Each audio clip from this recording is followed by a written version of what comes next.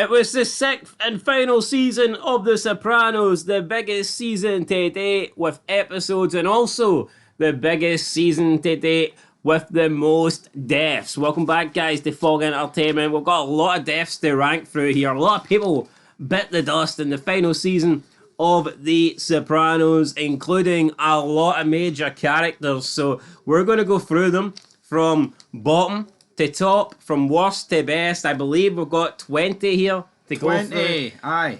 Probably could have been a few more, maybe, off screen, I think, but we've just kept it with the people that actually got names. I think there was 29, right? That in total, but they were including the rabbit that Artie killed. And I'm sorry, I'm not including the rabbit that Artie killed. There was a horse as well, I think. Anyway, right, I mean, as Patsy once said in this show, it won't be very cinematic. These deaths are either off screen or like a single shot to the skull, to the cranium. Anyway, 20th spot, we have got Nuncia Gualtieri. Why she's last, right? This is obviously Paulie's auntie, but was kind of his mum, but actually by blood it was his auntie, right? She dies after Christopher dies. It's off screen, and it just feels so irrelevant. It's mental. To the point where Paulie's questioning, like, why are like the other guys not coming to her funeral? I'll tell you why, because they're at Chris's, mate. Yeah, it was an afterthought, just thrown in there at the wrong time. But that's the way it was written, so maybe you could say the death deserves brownie points, but I'm going to disagree. Last for me, I didn't care about it. Didn't change anything for me. 19th spot, we've got Paulie's actual mum, Aunt Dottie. She died off screen as well. Paulie's not having a good time yet. No, but again, I mean, just characters that aren't... They don't do anything for me. But it wasn't overshadowed by another death, so it gets 19th spot. 18th spot, we got Hesh's wife. Just dies in bed. Yeah, I believe it looked like she was... It wasn't quite off screen, but it was kind of off screen. Yeah, I think she was doing like some sort of, I don't know, eye facial resting or something, and she just passed away. It was... I was like... Had the eye masks on or something. You know what I don't get, right? She looks about 40. Why is a 40-year-old just passed? Like, yeah, it's not like she's not fatting out of shape. She's either. not the same age as Hef, and she's just died peacefully in her sleep. Like, just was it the stress maybe of people coming to his door? I don't know. Tony come to $3,000. $3,000 every visit. Right, let's leave the jobbers behind and let's go into some main eventals. Tell you what, I mean, that really pretty much was the last of him. That was the last scene, aye. Sad, because I thought he was a decent character. The Jews. I see them, but I don't believe them. 17th spot, Johnny Sack. Right, this might be quite low down for Johnny Sack, but he gets diagnosed with cancer and he dies in the same episode. I'm sorry, man. I thought it was piss poor.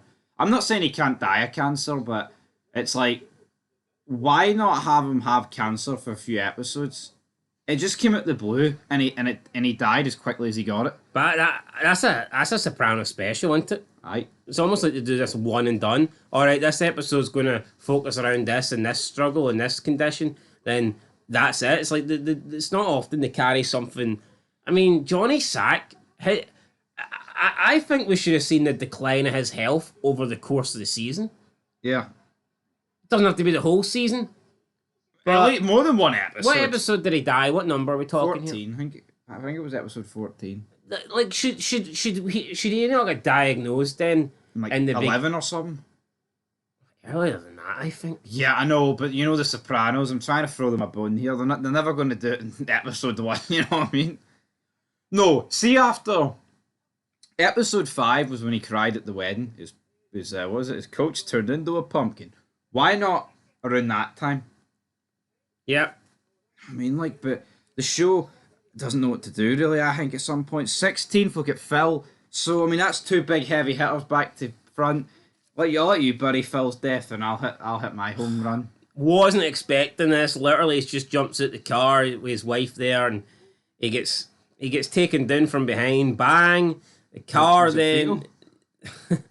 I mean, I guess the car's then left in drive, and it slowly rolls forward, and it crushes his head. Just drives. It just felt like a comedy death, didn't it? Like it did. And also like, the fact like he some was sort of dark comedy. I mean, he was killed in front of his family. Speculation has people thinking because this was a bit sloppy, that's why New York decided to kill Tony in the end. If it was them, do you see that? Because normally you're not supposed to get family involved, and they dropped him right in front of his grandkids and his wife. In daylight, like. I know. Sloppy as you could fucking ask for. 15th spot, we've got Christopher, the nose job of doom. I think this is a damning indictment, right? You've got Johnny, Sack, Phil, and Chris, 17th, 16th, and 15th. Yeah, all and these they're big, three massive characters. Yeah, all these big characters, like, their deaths are really poor or forgettable. In the bottom 5. You know what I mean? That's great. Well, the bottom 6, really, but... But what is there to say about Chris is right? I can see why Tony did it, but we're talking about the second biggest character on the show. It'll never sit right with me. I don't care how many times I rewatch this death or this show. I will never get this Chris death. I'll never accept it as a great death. I can't. I refuse it. No, it wasn't. I mean, just the way he holds his nose ever so slightly to stop the breathing. It's like... I think if Tony's going to do this, do it seasons before. As good as Chris is, right? I think, why not do it in season 4 or something? Yeah. It doesn't seem like the 4th last episode maneuver. I mean, it doesn't. It's a big nose. I'm surprised Tony's hands were big enough to fucking cover it. It is, right. 14th spot, we've got Ray Curto. Died of a heart attack in episode 1 of this season. He's put to give up some information about Tony. Oh, Jesus, that was bad. And they just dropped. And then they're all like at the funeral, stand-up guy, a true man. Great guy. If your crew was full of guys like this, you'd be all right. Yep. It's funny, like... But he's a bit of a nobody, so I feel like his death being a bit shite kind of boosts him above people that are worth a damn. True. We're at for day 1, this guy. 13th, we've got Rusty Millo. This guy get dropped by the 2 Italians in his driveway. The map, it's fucking New Jersey or something, he said. I don't know. Yeah. What is the fetish with them flooding in guys for Italy? Yeah. Do it yourself. Rusty seemed to be a guy that I think was referenced more than any time you really seen him. Aye. His name always got flung about, like, but it didn't really mean anything to me. Big Rusty Nail. Dropped, dead. 12th spot, Bert. Right, I think it was the blue. It was the blue comic, because that's the episode Phil got shot. Episode begins and Phil just chokes him out. Oh, he was playing double sides of the fence. Well, it's the first we fucking knew about it. And Phil just kills him. Yeah. Cheap. Like, what do you want to say? I mean, just kills him for no reason. Well, had a reason, like. But this is the problem with the Sopranos and its fucking fanboys, right? They'll be like, you don't need to dedicate time to this. There wasn't even a hint that this guy was working with New York. The episode begins and the guy's like, here, watch it for my wife's chihuahua. It might bite you, Sil. And then Sil fucking bites him, chokes him out with a guillotine. Crap. Yeah, just like see in the previous episode, why not have this Burt guy have like a 10-second conversation on the phone with like Phil's like number 2, Butch? Yeah, something, and then that way you're like, oh, well, yeah, maybe he was dirty. Because Tony finds out and he's like, hey, what the fuck do you mean you've killed him? What do you mean he's working in New York? I just think it's piss poor, man. Honestly, it's like the crew needs as much people as it can in the last couple of episodes. Killing this guy off. A guy with a name. A guy with a bit of name value, man. Made no sense. 11th spot, we've got the Ukrainian Gumar and her father.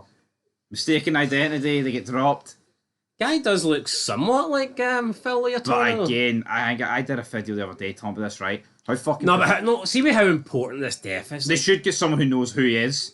Yeah, and then, like, I mean, shouldn't Tony have picked who he wanted to do it and that was it? Not it gets handed down. This is a fucking... Bobby and Sil to Polly to Patsy, the 2 Italians. But no, I mean, this is a big fucking hit. I just don't understand. Like, it's... The biggest of them all. The writing, it's comical, isn't it? I refuse to believe But this. is that just the show that they are kind of like a glorified crew and it's not really a writing flaw? I mean, I guess, maybe. I don't know, maybe, like, but... It's just that with someone with that death is important, man. You think they would have got someone in the past? I mean, who would have done this? Could a Chris have done it? Could a Furio? Could a Tony B have done it potentially? But they're all long gone. Well, Chris isn't really long gone, but his nose is pretty fucking long. Right. In 10th spot we got Doc. Guy needed a doc. He just get dropped outside some restaurant. I mean, just typical mob, man. Get shot in the eye. Blood sprays everywhere. He disrespected Phil beforehand. He took food off his plate. Oh, pun intended, because he was taking food off his plate. Yeah. That was pretty funny, though. Aye. But He no, took food who away. does he think he is, man? I don't care if you think you're above somebody. See, when you literally take food off somebody's plate, a made guy like this, what do you think's going to happen? Of course you're going to fucking die. But anybody that took food off Tony's plate, don't get to let them. I think he'd have stabbed him through the hand or something if they tried that. Absolutely. Right, ninth spot, we've got Eugene, hung himself in the premiere. Tony wouldn't let him leave with his aunts and inheritance, and I actually felt bad for Eugene, but he shouldn't again, have hung himself. I thought this was going to be an arc that would maybe, last a few episodes or whatnot, and in the end, it's just one and done, really, isn't it? Just so abrupt, I think, at how he just decided, fuck this, I'm out, hangs himself. Yeah. Piss poor for Eugene, but again, I thought it was actually a pretty good episode, the premiere. Eighth spot, we have got, oh god, what's this guy's name? Jerry the hairdo. So Sill's sitting down with this guy, and then it just goes all quiet. Blood sprays on Sill's face. This guy gets shot in the head. Again, just another death where it's like a headshot. But yeah, that's where you kill everyone, isn't it? At the end of the day. Most effective place to shoot somebody. Seventh spot, JT Dolan, shot in the head by Chris. I kind of like this one a bit more though, because Chris is crying his eyes out to this guy. He's like, I don't know about you, but my friends have fucking ostracized me. And then JT Dolan's like, Chris, you're in the mafia. And then he just shoots him. Yeah, I don't know if that was Chris realising, oh fuck, I've actually told this guy. One too many wee facts here. Probably. Sixth spot, Tony Soprano. Now, some people are going to say he's no dead. You might argue he's no dead. I think he is dead. The actor's dead. He's not coming back. The actor's being dead's got fuck all to do with the way the show ended. Yeah, but would you agree with the sense, though, that if it was left open for interpretation... No, but look at the way... Let's look at the way season 9 and episode 5 of The Walking Dead ends. Right. See if Rick Grimes dies, see if Andrew Lincoln in real life dies 4 years later, is that you like, well, Rick's dead because the actor's dead? Of course not. No, but the whole gimmick is here is that the creator of this show has come out and said, alluding to the fact that he is dead. So I'm going to have to include it. No, I mean, he could be. I just don't think there's any... No, but the problem is, like, even if they did kill him off in 2007, once he dies, it's like you can't even flip it. Because you can't bring out a sequel. Yeah. So I think he's dead. I love the song choice, right? I think it is a good moment. Don't stop. You feel how uneasy Tony is, like, every time that diner opens. But I just think it's a cop-out, man. I get it. Oh, you probably don't even hear it when it happens, right? Bobby said that to him at the lake. But it's like, I just want a wee bit more. You know what I mean? Yeah. Now, people have said, like, oh, he choked on an onion ring. The guy in the members only jacket killed him. Polly killed him. Patsy killed him. This guy killed him. This guy killed him. I mean, would it have done much more for you if you actually just seen somebody come up behind them, draw their gun, and then it fades to black? Do you think that would have been yes, better? because that tells you he is dead. But then look at season 1 when he was carrying the OJ. Yeah, but like, who would it have been? Who would have? I guess it like. You know what? Just though? like Phil, it doesn't need to be someone Honestly, like a name. I don't know if what I've seen is like a fan version. I could have swore years ago I seen Tony Soprano's quote unquote death, and someone actually does come in and aims a gun at him, then it went to black. Or I don't know if they made several cuts, or maybe what I watched was like a fan edit or something. Maybe it was, but I'm convinced. Well, I'd seen an ending before where someone actually draws their gun on him and then it fades to black. one thing that confuses me, the actress that plays Dr. Melfi said when James Gandolfini, who of course plays Tony, when he first reacted to like the show's ending, he was like, "What the fuck's that?" But my problem with that is, it's like, surely he'd be privy to the ending. Like, he would have filmed like an alternative or, like a proper ending. What was he expecting? Maybe they didn't tell him that was the ending. But then, Could have filmed that without him knowing that was the ending. what would he have thought's the ending? I mean, the episode's coming out and he's like, "Well, I've not filmed anything else apart from that diner scene, so what is the ending then?" You know what I mean? There's all these question marks. Honestly, we can go back to that Bobby quote. Yeah, but you don't know the time. You don't know what order they filmed it in. Maybe he's sitting there thinking, you know what, I don't really think we've done a definitive ending. I don't know how they're ending it. True. But I think he's dead, so we've included him. I mean, You think of other TV shows, see when the main character dies, it's for sure. I mean, I think the one, I mean, Breaking Bad, is Walt really dead? I mean, I guess there's no 100% confirmation, but he is dead, isn't he? Is Jax Teller dead? Aye. Yeah. Well, who's more chance of being alive, Jax Teller or Tony Soprano? I'd say Tony Soprano easily. Like, I mean, Jax fucking went head on with a truck. True. I mean, Tony went head on with an onion ring. Walter fucking had cancer, like, and it was supposed. No, I mean, could it have been cured? I mean, I guess, but what was he doing? And he was also shot, you know. Yeah. Here, see if Bryan Cranston wanted to do another Breaking Bad show. See, as cool as that would be, Could ruin it. I think it does ruin the fucking ending. It's such a cop out, isn't it? Yeah. Yeah, I think people just need to accept that when sometimes you got a good ending and you leave it at that. No, I totally agree. Plus, you know what? See, after seeing Better Call Saul and El Camino, or whatever, I'm not really sure I'd be really for a Breaking Bad sequel. No, yeah. I'm not saying it wouldn't be good, but I just don't think it'd be up to the standards. I Because agree. I think El Camino was average. I Yeah. think Better Call Saul was. See El I Camino. think Better Call Saul was good. It had its moments, like, but it certainly wasn't. See El Camino, right? It's one of those things that just serves. If you're a fan of Breaking Bad, you'll enjoy it because it's the same universe and it's the direct aftermath of Jesse escaping. I That's think it. if you've never watched Breaking Bad and you watch El Camino, I think you could be forgiven for going that was bang average. I wouldn't recommend that to anybody. Right, I won't be watching that again. Well, put it this way: I'll never rewatch El Camino. It's a waste of time. No. I mean, I might but purely just because of Breaking Bad. If I rewatch Breaking Bad, then I might watch El Camino just to get a bit of a closure. but- Rewatch Breaking Bad, you say? Fog Entertainment. Right, fifth spot, we get Teddy. Eugene walked in, shot him. He went, "You're Teddy, right?" "Yeah," and he stuck his hand out and Eugene just fucking dropped him. This was pretty harsh, wasn't it? Just another.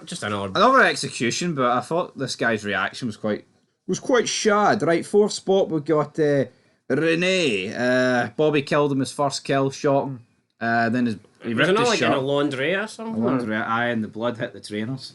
You know the what? emphasis on white trainers in this season. You know what bothers me? It's like you see so many kills in The Sopranos and Daylight, and no one ever seems to be held account. And I get it. They're saying, "Oh, well, back then it was harder to catch people with less cameras and shit." But I mean, still, It was the 2000s, folks. the amount of kills just done in broad daylight that leads to nothing.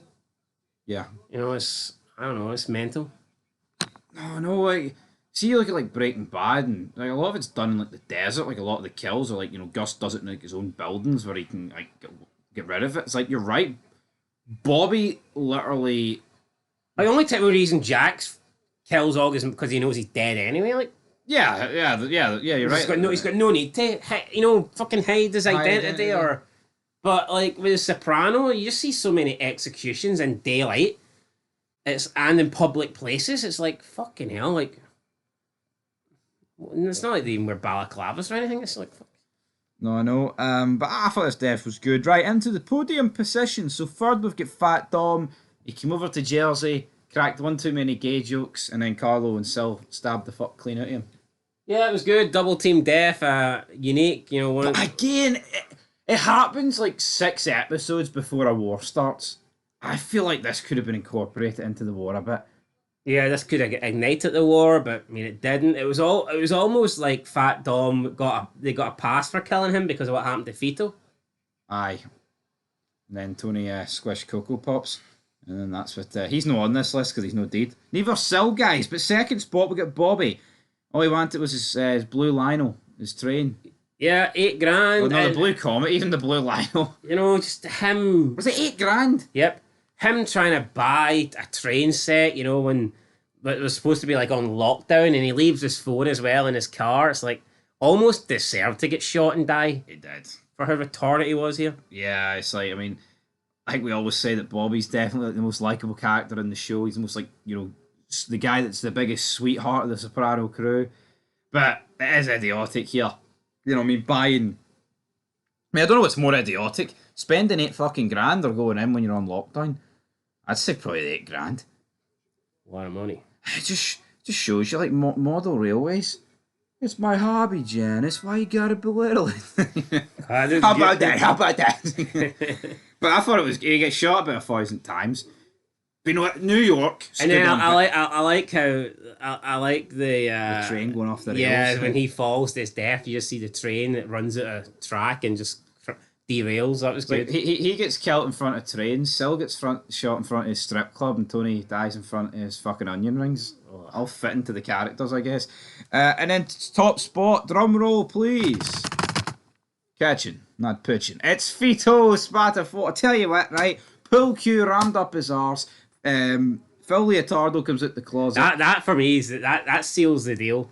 The whole the closet. man harbours a faggot. You know, his entrance from the closet. They don't make closets like that anymore. No, they don't. Phenomenal. Again, I mean, probably wouldn't get away with that shit in 2025. Remember I said before we started this show that my favourite story arc was Fito, one of right? the characters being gay. Is that your favourite arc? I'd say so. And I think that's a problem, right? Because it's solely based on comedy. I don't think going into the final season of a TV show, right, about the mob, that the best storyline should be about a guy being gay. But David Chase managed to do it. But yeah, Fito dies, and it was some good shit, pal. Greasing the Union. Who knows? That's what he meant. No, it was a lot of deaths in season 6, guys. So there you go. Fito Spatafort is an ass muncher. He may be an ass muncher, folks, but you know what? He's a top earner, and he's earned the top spot in our feed. That's it. Johnny Cakes for all, dishing them all out. Anyway, till next time, Fito and Jimbo living happily ever after.